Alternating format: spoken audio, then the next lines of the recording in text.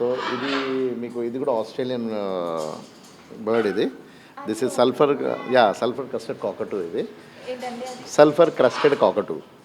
So చూడొచ్చు మీరు ఇక్కడ కొన్ని ఫెదర్స్ లేవు చూడండి ఇక్కడ.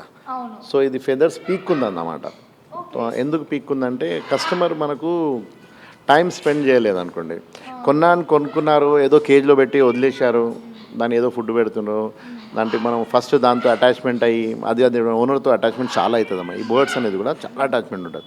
సో ఆ తర్వాత if you are not giving time, you are going somewhere else, ఏదో ఇంట్లో పెట్టారు అంటే పాపం అవి పీక్కుంటాయి డిప్రెషన్లో. సో అవి డిప్రెషన్లో పీక్కుంటాయి, ఇదలేకే డిప్రెషన్లో పీక్కుంటాయి అన్నమాట.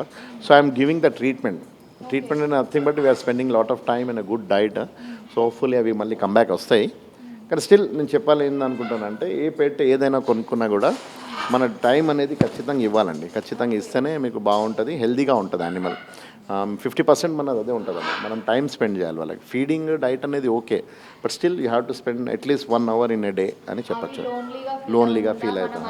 They always wait for you, you know what, they always wait for you. ఇప్పుడు ఎలా అంటే ఒక ఓనర్ వీళ్ళకి తెలిసిపోతుంది, టైమింగ్ కూడా తెలిసిపోతుంది. కొంతమంది నా కస్టమర్స్ కూడా చెప్తారు, మోయిన్ నా మకావు అంటే హర్ వైఫ్, నేను కార్ అక్కడ ఉంటుంది, నేను సర్కిల్ నుంచి వస్తున్నాను, దీన్ని తెలిసిపోతుంది, ఎక్సైట్మెంట్లో జంప్ చేస్తుంది, ఇలాంటి అవుతుంది experience. This is happens with lot of customers and lot of people and they know that the owner is coming, they can feel it.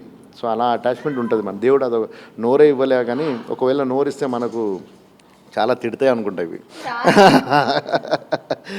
So this is the thing with the birds and all.